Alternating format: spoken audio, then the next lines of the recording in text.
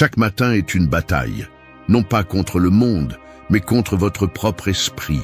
À peine ouvrez-vous les yeux, une voix intérieure vous invite déjà à repousser, à abandonner, à dormir 5 minutes de plus.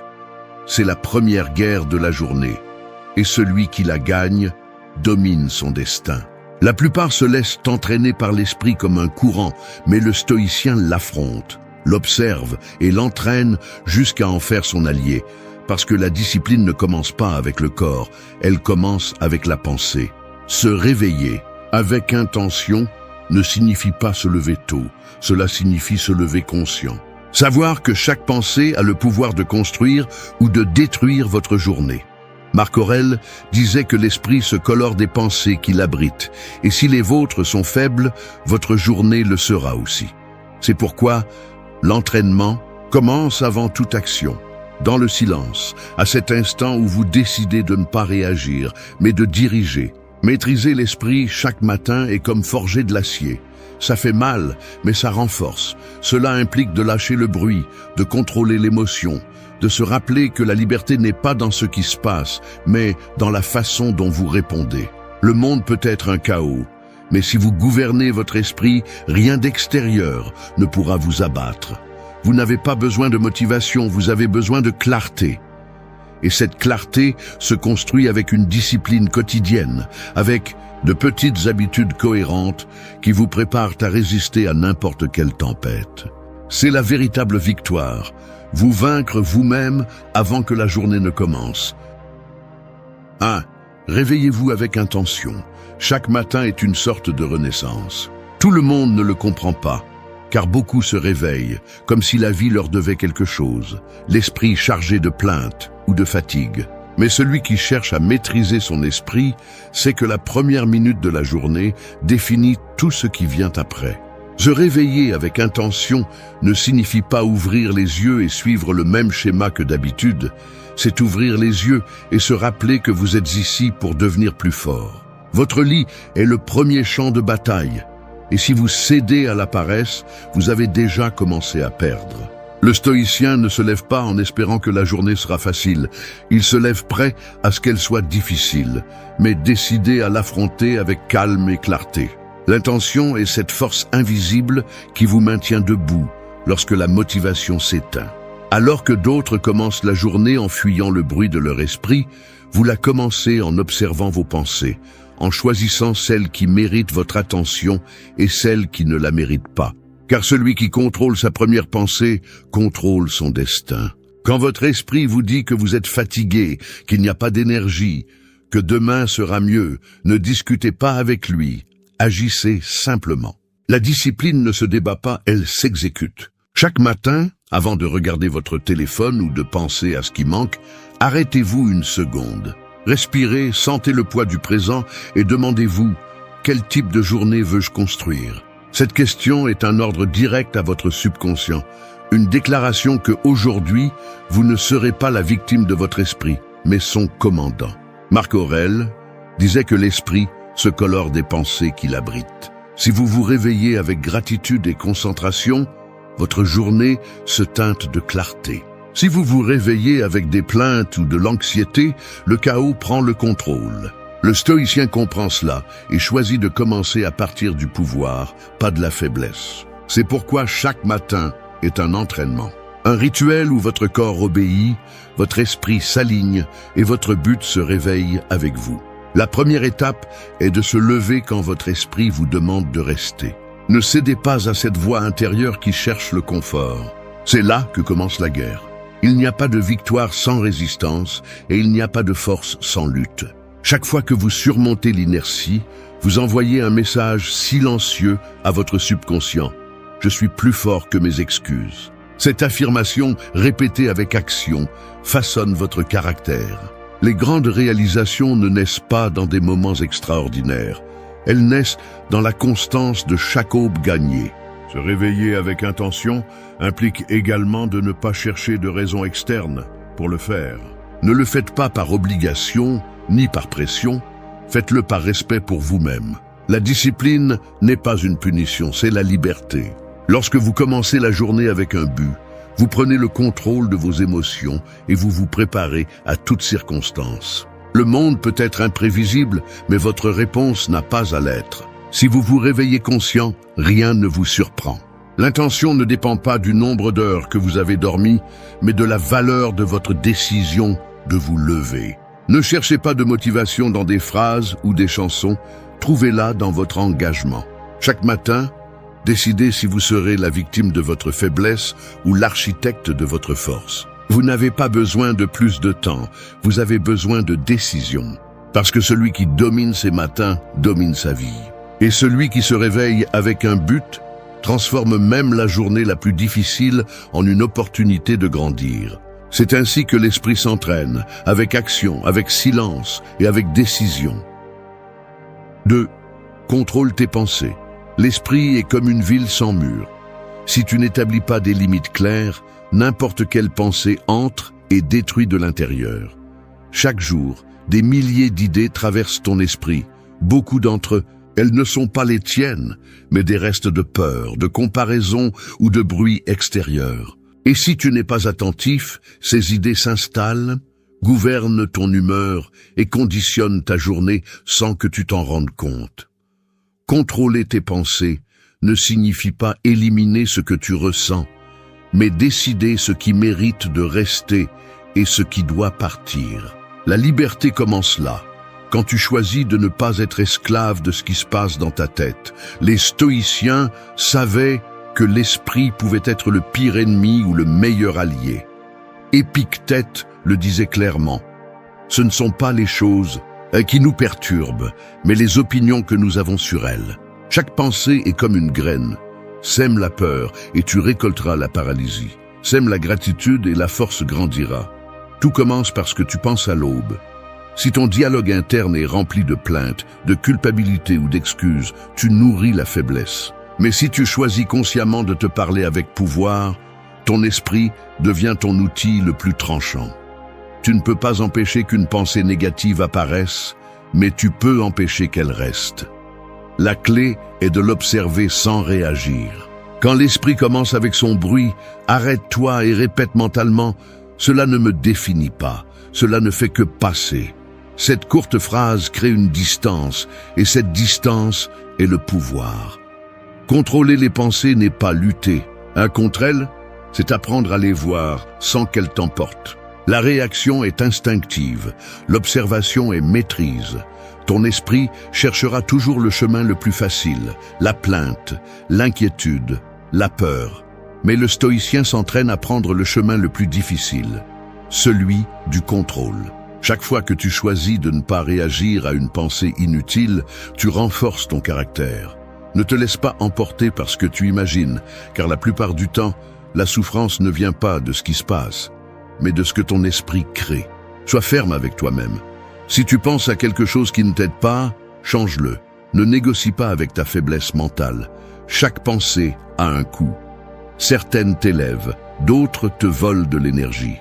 Apprends à reconnaître la différence. Si tu passes la journée à nourrir des pensées vides, tu arriveras à la nuit sans force.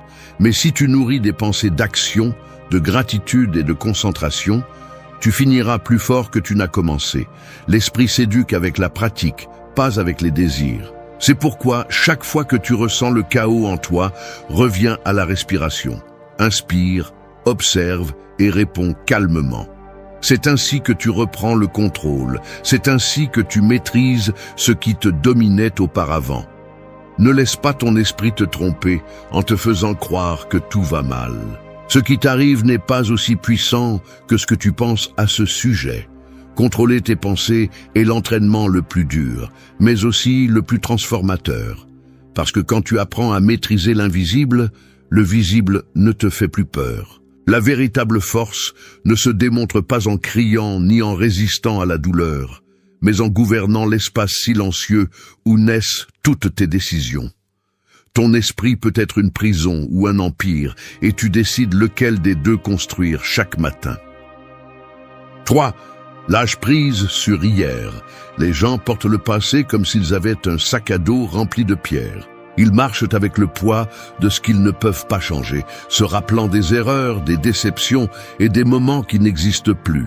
Ce fardeau invisible vole de l'énergie, de la concentration et de la clarté. Celui qui vit attaché à hier meurt un peu chaque jour, parce que son esprit reste coincé dans ce qui a été et non dans ce qui peut être. Lâcher prise sur hier ne signifie pas oublier, cela signifie se libérer du pouvoir qu'il a sur vous. Le stoïcisme enseigne que le temps est une ressource qui n'existe qu'au présent. Ce qui s'est passé n'a plus de pouvoir, sauf celui que vous continuez à lui donner. Sénèque disait que la plus grande perte est le temps, car c'est la seule chose que vous ne pouvez pas récupérer. Chaque fois que vous revivez une erreur ou une blessure, vous dépensez le présent dans une bataille qui est déjà terminée. Le contrôle intérieur commence lorsque vous acceptez qu'il n'y a aucun moyen de refaire ce qui a déjà été fait, mais qu'il est possible de décider comment cela vous affecte aujourd'hui. L'esprit indiscipliné revit le passé pour justifier le manque d'action. Je ne peux pas, j'ai déjà essayé, j'ai échoué avant. Ce récit est une chaîne invisible. Le stoïcien la brise avec un acte simple, regardez vers l'avant sans ressentiment. Ce que vous étiez ne définit pas ce que vous êtes, et ce qui vous a blessé peut devenir votre entraînement. Hier est un maître, pas un juge. Il vous a appris ce dont vous aviez besoin pour avancer, pas pour rester coincé. Pensez à votre esprit comme à un champ de bataille. Si vous laissez les souvenirs négatifs occuper votre terrain, l'ennemi a déjà gagné. Mais si vous décidez de vider cet espace et de le remplir de nouvelles actions, de nouvelles pensées, de nouveaux objectifs, vous récupérez votre pouvoir. Vous n'êtes pas le même que vous étiez, car chaque jour que vous choisissez d'avancer, vous changez votre structure mentale. Les souvenirs ne disparaissent pas, mais ils cessent de vous gouverner lorsque vous les regardez avec sagesse. Lâcher prise sur hier signifie aussi se pardonner. Non pas par faiblesse, mais par intelligence. S'accrocher à la culpabilité ne change pas ce qui s'est passé. Cela vous maintient seulement bloqué. Le stoïcien ne se torture pas pour le passé. Il l'analyse, apprend et continue. Chaque aube est un nouveau point de départ. Alors que d'autres se réveillent en se souvenant de ce qu'ils n'ont pas fait, vous vous réveillez en pensant à ce que vous allez faire. C'est la différence entre celui qui survit et celui qui évolue. Le passé peut être une ancre ou une source de force. Cela dépend de ce que vous décidez d'en faire. Si vous choisissez de le revivre, il vous consume. Si vous choisissez d'apprendre, il vous transforme. L'esprit discipliné refuse d'être esclave de ses souvenirs. Lorsque vous pensez à ce que vous avez perdu, souvenez-vous de ce que vous avez gagné en sagesse. Lorsque vous ressentez de la culpabilité, remplacez-la par de l'engagement. Le contrôle intérieur ne naît pas de l'effacement de l'histoire, mais de son utilisation comme élan. Lâcher prise sur hier est un acte de pouvoir silencieux. Vous ne l'annoncez pas, vous ne l'expliquez pas, vous arrêtez simplement de regarder en arrière. Le présent devient plus clair, votre énergie se multiplie et la vie retrouve sa direction. Le passé a déjà rempli sa fonction, vous n'avez pas besoin de continuer à le traîner. Chaque fois que vous choisissez de ne pas revivre ce qui fait mal, vous entraînez votre esprit. C'est ainsi qu'un stoïcien se libère, non pas en fuyant le passé, mais en le regardant en face et en lui disant qu'il ne commande plus ici. 4. Maîtrise d'abord ton esprit. L'esprit est comme un cheval sauvage. Si tu ne le prends pas par les rênes, il te traîne où il veut, te jette au sol et te fait croire que tu n'as pas de contrôle. La plupart des gens vivent ainsi, guidés par des impulsions, des émotions et des pensées désordonnées. Mais celui qui cherche une véritable force ne se bat pas contre le monde, il se bat contre lui-même. Maîtriser l'esprit ne signifie pas le faire taire, c'est le diriger, le modeler, lui apprendre qui commande. Parce que tant que tu ne contrôles pas ce que tu penses, tu seras l'esclave de ce que tu ressens. Le stoïcien comprenait que le champ de bataille n'est pas à l'extérieur, mais à l'intérieur. Marc Aurèle le disait clairement, « Tu as le pouvoir sur ton esprit, pas sur les événements. » Et cette phrase renferme le secret de la liberté. Tout ce qui se passe en dehors de toi est incontrôlable, mais ta réaction ne l'est pas. Si ton esprit s'entraîne chaque jour, aucune situation ne peut te détruire. Mais si tu le laisses sans guide, n'importe quel mot ou échec te brise. Celui qui ne maîtrise pas son esprit devient un prisonnier de ses émotions, un esclave de ses peurs. Maîtriser l'esprit commence par l'observation. Tu ne peux pas gouverner ce que tu ne connais pas. Lorsqu'une pensée de peur apparaît, ne la rejette pas. Observe-la.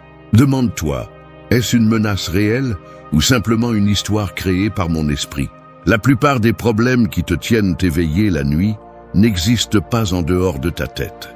Mais tant que tu y crois, ils te contrôlent. Le pouvoir commence lorsque tu apprends à séparer la réalité de l'interprétation. Lorsque tu dis « cela ne me domine pas, je décide quoi penser ». L'esprit a besoin de direction. Et si tu ne la lui donnes pas, il l'invente. C'est pourquoi l'entraînement quotidien est essentiel. Écris-le, répète-le, souviens-toi, tes pensées sont tes soldats. Si tu les nourris de plaintes, ils se rebelleront. Si tu les entraînes avec discipline, ils t'obéiront. Chaque matin, décide quelles pensées dirigeront ta journée. Si tu commences avec clarté, tu finiras avec pouvoir. Si tu commences avec le chaos, la journée te consumera. L'esprit discipliné ne cherche pas les stimuli, il cherche un but. La maîtrise mentale n'est pas obtenue par la répression, mais par la conscience. Il ne s'agit pas de nier ce que tu ressens, mais de ne pas te laisser gouverner par cela. La colère, la tristesse ou la peur sont naturelles, mais elles ne doivent pas décider pour toi. Sénèque enseignait que ce n'est pas l'émotion qui détruit l'homme, mais son manque de contrôle sur elle. Si quelque chose te perturbe, ce n'est pas l'événement en lui-même, mais l'histoire que ton esprit crée autour. La force n'est pas dans le fait de ressentir moins, mais de réagir intelligemment. Chaque pensée que tu contrôles renforce ton caractère. Chaque émotion que tu maîtrises construit ta tranquillité. Ne te laisse pas emporter par l'impulsion de répondre, de discuter, de prouver quelque chose. Le véritable pouvoir est de rester en contrôle quand tout autour perd la tête. Maîtriser l'esprit ne te rend pas insensible, cela te rend libre. Parce que tu ne dépends plus du chaos pour te sentir vivant, ni de la reconnaissance pour te sentir valide. La paix cesse d'être quelque chose que tu cherches et devient ton état naturel. Lorsque tu réussiras à gouverner ton esprit, tu découvriras que le monde change sans que rien d'extérieur ne bouge. Les choses continuent à se produire, mais elles ne te font plus tomber. Les problèmes continuent à exister, mais ils ne te consomment plus. Parce que l'esprit qui domine transforme la douleur en leçon et l'adversité en croissance. C'est le sommet de l'entraînement stoïcien. Regardez la tempête et restez ferme, parce que tu sais que le pouvoir n'est pas dans le vent, mais dans celui qui tient le gouvernail. Maîtrise d'abord ton esprit, et le reste de ta vie s'alignera ensuite. 5. Commence fort. Chaque jour est comme une porte fermée qui ne s'ouvre qu'avec de l'énergie. Si tu pousses avec faiblesse, elle ne bougera pas. Si tu le fais avec force, détermination et présence, tout coule. C'est ainsi que fonctionne la vie. La façon dont tu commences donne le ton à tout ce qui suit. Commencer fort ne signifie pas courir sans direction, mais avancer avec un esprit ferme, avec la détermination de celui qui n'attend pas que l'humeur arrive, parce qu'il sait que c'est l'action qui la génère. Le stoïcisme enseigne que la force ne se trouve pas à la fin de la journée, mais dans les premières minutes. Marc Aurèle écrivait que le matin est le moment où l'âme doit se lever avec dignité et discipline. Et il avait raison. La façon dont tu te lèves, parles à toi-même et fais face aux premiers défis. Détermine si la journée te domine ou si tu la domines. Commencer fort, c'est montrer clairement, dès le début, que tu es le maître de ton corps, de ton esprit et de tes émotions. Chaque matin est une occasion de te prouver que tu es en contrôle. Si ta première pensée est faible, toute la journée est contaminée. Si elle est claire et déterminée, tout s'aligne. Le corps suit l'esprit et l'esprit suit l'intention. C'est pourquoi, lorsque tu te réveilles, ne te traîne pas, lève-toi avec un but. Ne t'assois pas à attendre que quelque chose te motive. La motivation est un luxe pour ceux qui n'ont pas de discipline. Le stoïcien ne cherche pas à se sentir bien avant d'agir. Il agit et ensuite il se sent bien. Commencer fort, c'est créer de l'élan. C'est comme allumer un feu. La première étincelle demande plus d'énergie, mais une fois allumée, elle reste vive avec moins d'efforts. C'est pourquoi ta première heure doit être la plus puissante. Ne la donne pas à des distractions ou à des pensées vides. Consacre-la à toi, à renforcer ton esprit, ton corps et ton but. Écris tes objectifs, respire, entraîne-toi, remercie. Chaque habitude matinale est un message que tu envoies à ton esprit. Je suis ici, éveillé, conscient, prêt à avancer. Quand tu commences la journée avec force, tout le reste s'ordonne. Les problèmes semblent plus petits, les émotions plus stables, les décisions plus claires. En revanche, si tu commences faiblement en cédant à la fatigue, l'esprit devient ton ennemi.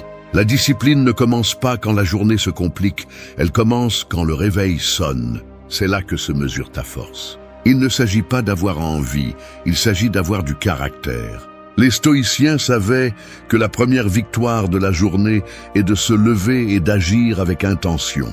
Sénèque disait que la vie est suffisante pour celui qui sait utiliser son temps. Si ton matin est rempli de clarté, le reste de la journée devient un champ fertile. Mais si tu le gaspilles en distraction, le chaos te consume. C'est pourquoi, avant de regarder le monde, regarde-toi toi-même. Demande-toi, que puis-je faire maintenant pour me rapprocher de ce que je veux être? Cette question est une ancre mentale, un guide pour ne pas perdre le cap. Commence fort, même quand tu n'as pas de force. Parce que cet acte de volonté et ce mouvement contre l'inertie change ta chimie interne. Il te montre que le pouvoir n'est pas à l'extérieur, mais à l'intérieur. Chaque jour que tu commences avec fermeté, tu construis du caractère. Et le caractère est la seule chose qui ne s'effondre pas quand le monde tombe. Commence avec énergie, avec direction, avec but. N'attends pas de te sentir prêt. Lève-toi simplement et avance. Le reste de la journée obéira à l'élan que tu as créé. C'est l'essence du contrôle, la racine de la discipline et le début de la véritable liberté. 6. Agis sans attendre. L'esprit cherche toujours des excuses pour repousser ce qui est important.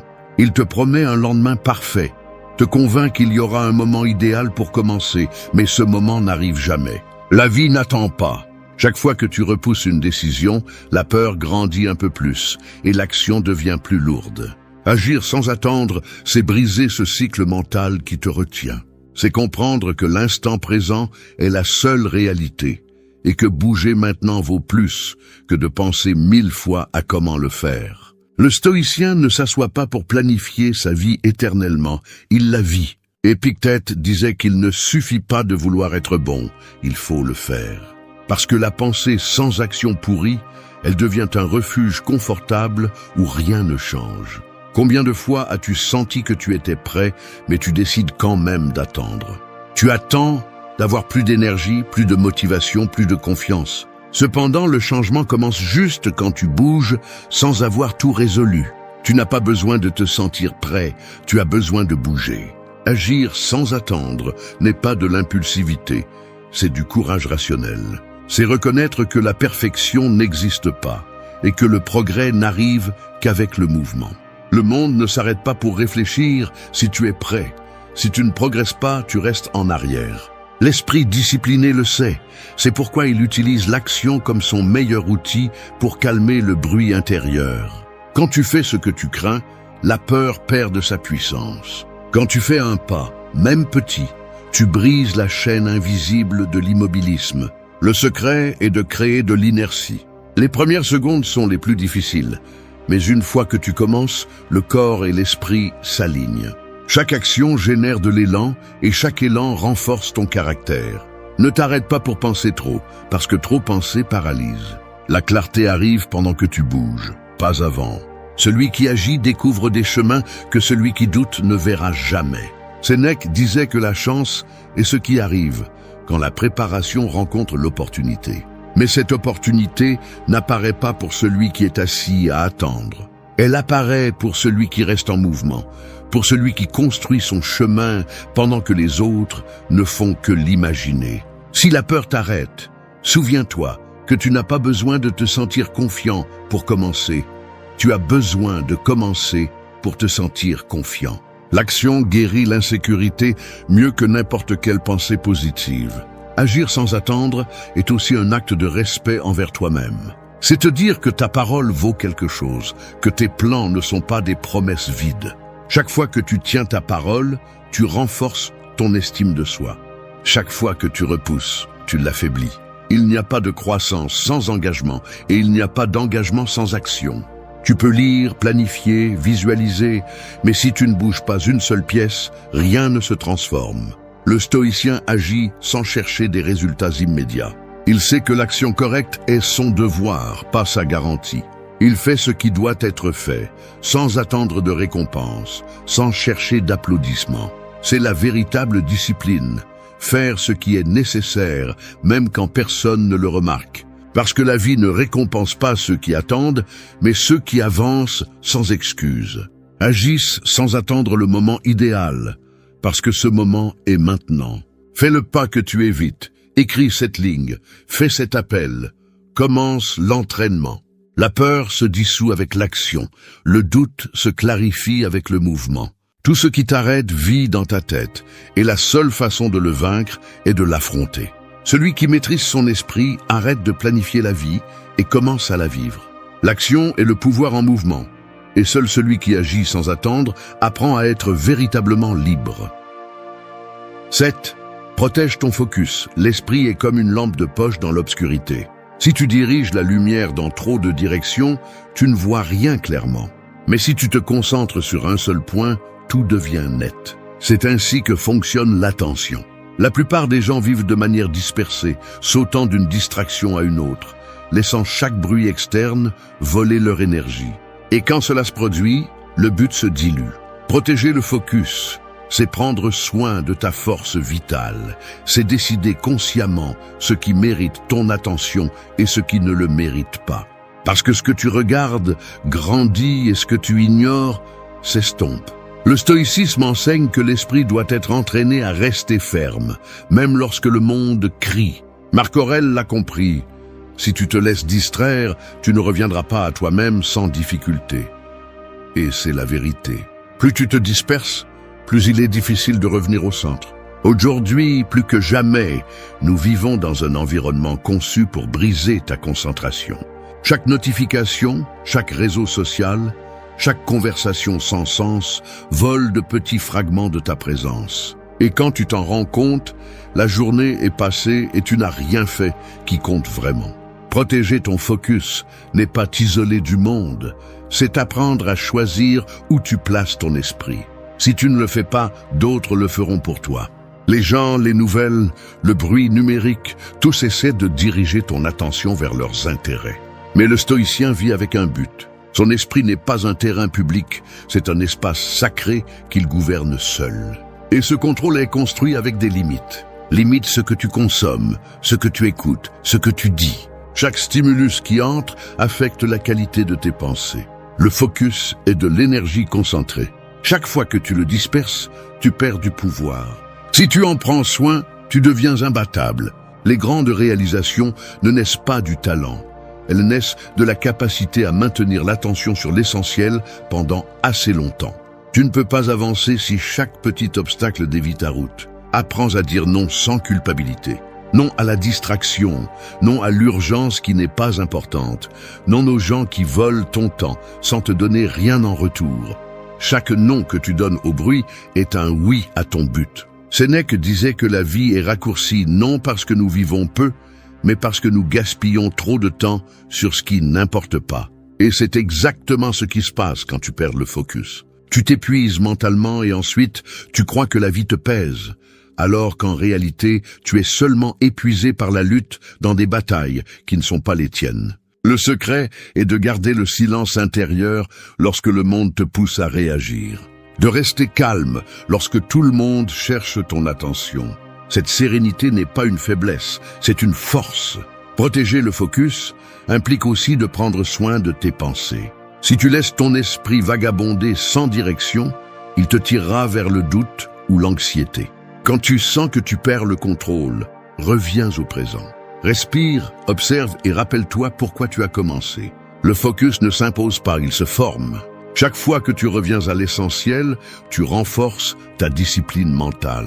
Chaque fois que tu ignores le superficiel, tu montres que tu ne vis plus à la merci du bruit. La clarté mentale est la nouvelle forme de liberté.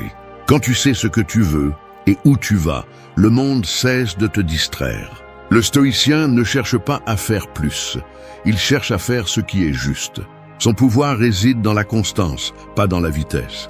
Protéger le focus, c'est en essence protéger ta paix. Parce que là où tu mets ton attention, c'est là que tu mets ta vie. Ne laisse pas ton énergie se gaspiller dans des choses qui ne te rapprochent pas de ton but. Dirige ta lumière vers ce qui compte et le reste s'estompera dans l'ombre. 8. Valorise les petites victoires. Chaque jour est rempli de batailles invisibles. Certaines, tu les gagnes sans t'en rendre compte. Te lever quand tu n'en as pas envie, garder ton calme quand tu pourrais exploser, continuer à avancer quand personne ne t'applaudit. Ces petites victoires, que beaucoup ignorent, sont celles qui construisent le caractère. Tu n'as pas besoin de triomphes gigantesques pour avancer, tu as besoin de constance. Le progrès réel ne se fait pas par bond, il se fait par pas. Le problème, c'est que la plupart des gens attendent un grand changement, une récompense immédiate, sans comprendre que la grandeur se forge dans le quotidien. Les stoïciens savaient que la maîtrise de soi se gagne dans les détails. Sénèque disait que ce n'est pas la fortune qui change l'homme, mais son attitude face aux petites choses. Si tu n'es pas capable de rester ferme dans les gestes simples, tu ne le seras pas non plus lorsque les grands défis arriveront. Chaque décision, chaque habitude, chaque pensée disciplinée est une graine qui germe en silence. Et ces graines, avec le temps, deviennent les fondations de ta force. Valoriser les petites victoires n'est pas du conformisme, c'est de la sagesse. C'est comprendre que chaque fois que tu choisis de ne pas abandonner, tu construis une version plus forte de toi-même. Que chaque jour où tu tiens une promesse, même minime, tu renforces la confiance en ta parole. Que chaque moment où tu gardes ton calme, alors que tu pourrais réagir avec colère, tu démontres ta maîtrise de toi-même.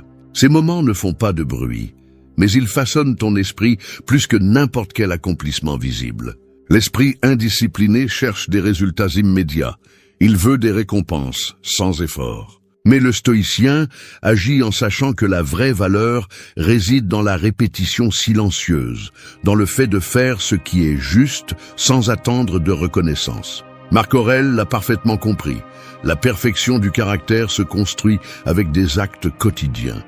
Chaque jour, tu as l'occasion de te montrer qui tu es, et pas avec des mots, mais avec de petites actions qui semblent insignifiantes,